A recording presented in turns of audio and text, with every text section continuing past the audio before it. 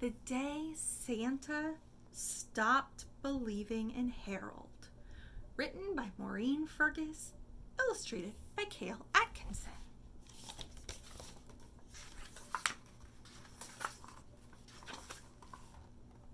One stormy night, very close to Christmas, Santa and Mrs. Claus were sitting in their cozy little log cabin at the North Pole. Mrs. Claus was busy mending the seam of Santa's fourth best pair of red velvet pants. Santa was supposed to be going over the roster for this year's sleigh team.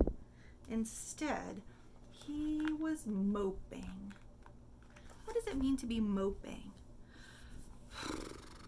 You're just sad and complaining and blah.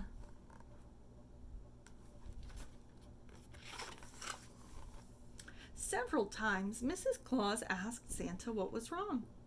Each time he muttered, "Nothing," and then sighed loudly. Finally, Mrs. Claus said, "Papa, I can't help you if you won't tell me what the problem is." "All right," said Santa with another sigh. "Well, you know Harold?" Mrs. Claus smiled. "Brown hair, freckles, lost a tooth last week, sometimes forgets to—" "Stop!" interrupted Santa in a choked voice. "Don't say another word. You don't need to keep pretending on my account because I don't believe in Harold anymore." Mrs. Claus stared at Santa as though he'd suddenly sprouted antlers. "Look, Harold has always been a big part of my Christmas, and I still like the idea of Harold," explained Santa. "But lately I've come to realize that there are a lot of things about Harold that just don't make sense." "Like what?" asked Mrs. Claus. "For one thing, I'm pretty sure his mom writes his Santa letter," said Santa. "So what if she does?" said Mrs. Claus. "That doesn't mean anything." "Maybe not," said Santa. "But what about the snack, huh? What about that?" "What about it?" asked Mrs. Claus.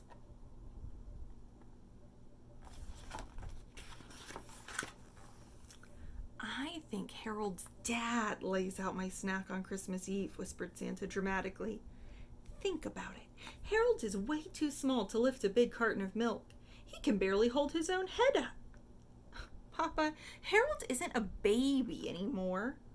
"Yes, well, that's another thing, isn't it?" said Santa.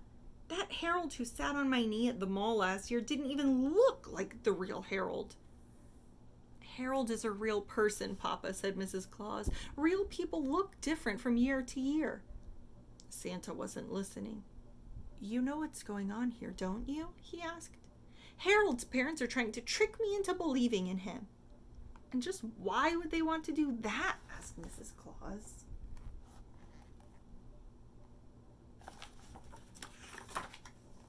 "They think that if I know the truth about Harold, Christmas will be ruined for me," cried Santa. "Either that, or they want the Harold gifts all for themselves." Mrs. Claus shook her head and said, "You know what you're doing, don't you? You're looking for reasons not to believe in Harold instead of just accepting him as one of the best, most magical parts of Christmas."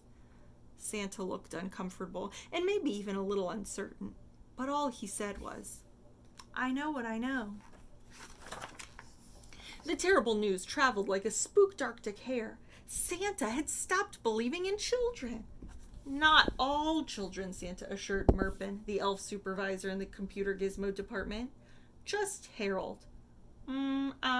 Said Merpin. "And you know what else?" said Santa. "I'm not the only one who doesn't believe in him. My friends don't believe in him either." Said Merpin.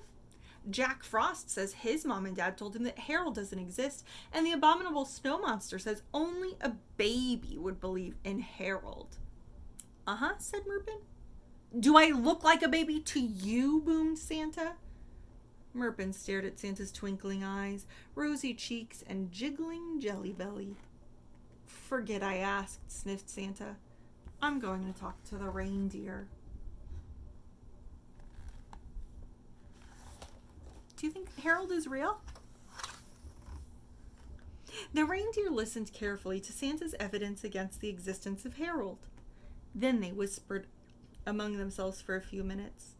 Finally, Donner said, "On the one hand, we're not convinced that Harold is real." "I knew it," said Santa unhappily. "On the other hand," continued Donner, "we're not convinced that Harold isn't real." "So what are you saying?" asked Santa. "What we're saying is that you need proof," said Donner. "And we think we know just how you can get it." How could Santa get proof of whether or not Harold is real? Now, strange as it seems, while Santa was up north telling Mrs. Claus and the elves and the reindeer that he didn't think Harold was real, Harold was down south telling his parents and his friends and his turtle that he didn't think Santa was real.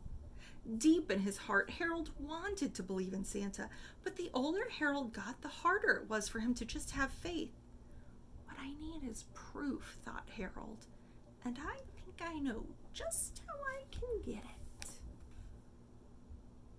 Trying to figure out, it's a Santa Inquirer. And it is his dad putting out the snack.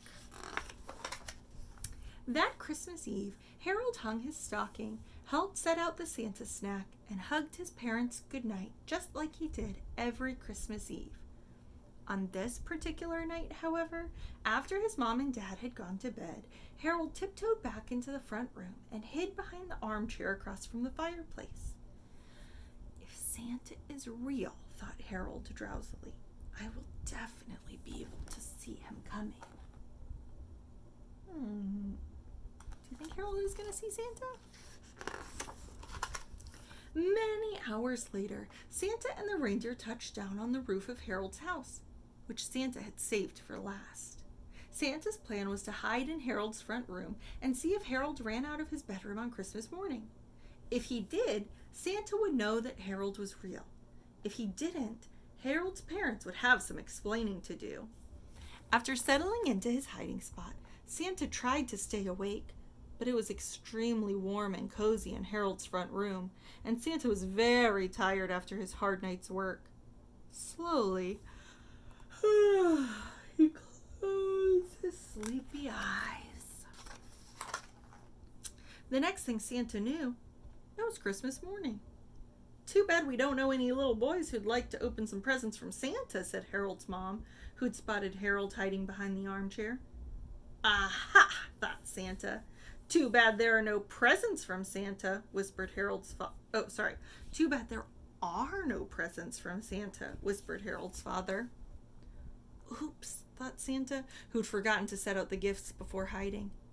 "I don't care about presents," said Harold as he slowly stood up. "I just wanted to see Santa, and I didn't." At the sound of Harold's voice, Santa's heart gave a wild leap. "You're real!" he shouted joyfully as he jumped up from behind the sofa. Harold's mother screamed. Harold's father sprayed coffee everywhere. Harold's face lit up like a Christmas tree. "You're real!" he shouted, running over to give Santa a hug. Now I want you to look carefully at their expressions. Santa is excited that Harold is real. Harold is excited that Santa is real. And Harold's parents are kind of freaking out that Santa's in their front room. After Harold and Santa got over the shock of finding out that each of them had thought the other wasn't real, they sat on the floor reading comics, playing with toys, and licking candy canes until the sound of tiny hooves impatiently stomping on the roof reminded Santa that it was time to go home. "Goodbye, Harold! Goodbye, Harold's parents!" cried Santa as he prepared to magic himself up the chimney. "Goodbye, Santa!" cried Harold. "See you next Christmas morning." "Unless you'd rather fall asleep behind someone else's sofa," cried his parents. Santa's big, booming laugh rang out once, shaking the walls and knocking several glass ornaments off the tree. And then, in the wink of an eye, he was gone. The end. And then we have some Christmas sweater end papers. And I love that the author and illustrator turn themselves into elves to give the little about me. What I really love about this is the irony and the clever wittiness of having Santa second guess whether or not a child is real. Because so many times children second guess if Santa's real. Is Santa real?